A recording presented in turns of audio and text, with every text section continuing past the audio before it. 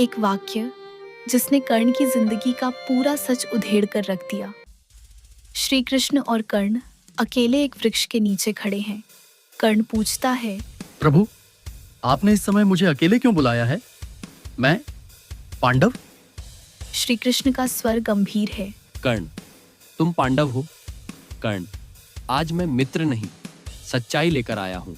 एक ऐसी सच्चाई जो तुम्हारी आत्मा को झकझोर देगी। कर्ण चौंकता है। श्री कृष्ण कहते हैं, तुम सूत पुत्र नहीं हो कर्ण, तुम पांडव हो।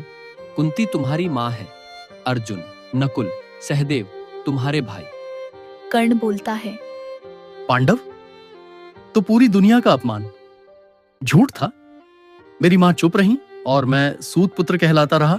ऐसी ही अनकही कहानियों के लिए अभी सब्सक्राइब करें और बेल आइकन दबाएं। श्री कृष्ण कहते हैं, कर्ण, कुंती विवश थी, पर आज तुम्हारा हक है। तुम अर्जुन से बड़े हो, राज्य तुम्हारा है, धर्म और जन्म दोनों तुम्हारे साथ हैं। लेकिन कर्ण सिर्फ एक योद्धा नहीं था, वो था मित्र धर्म का प्रतीक। प्रभु, कर्ण की आंखों में आंसू हैं, लेकिन स्वर दृढ़ है। इस सच्चाई ने मेरी आत्मा को हिला दिया है। पर एक और सच्चाई है, दुर्योधन, जिसने मुझे अपमान की धूल से उठाकर अंगराज बनाया। अगर मैं उसे छोड़ दूं, तो मेरी आत्मा मुझे कभी माफ नहीं करेगी। कर्ण कहता है, मैं जानता हूं मेरी मृत्यु निश्चित है, पर मैं अपने वचन से नहीं हटूंगा।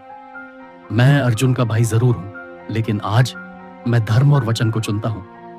कर्ण, तुम अधर्मी पक्ष में हो, लेकिन अधर्मी नहीं। इतिहास तुम्हें न्याय नहीं देगा, पर समय तुम्हें अमर कर देगा। कर्ण श्री कृष्ण के चरण छूता है, फिर युद्ध भूमि की ओर बढ़ता है। उसकी छाया लंबी होती है और इतिहास की सबसे भावुक गाथा जन्म लेती है। कर्ण न युद्ध से डरा, न राज्य के लोभ में फंसा।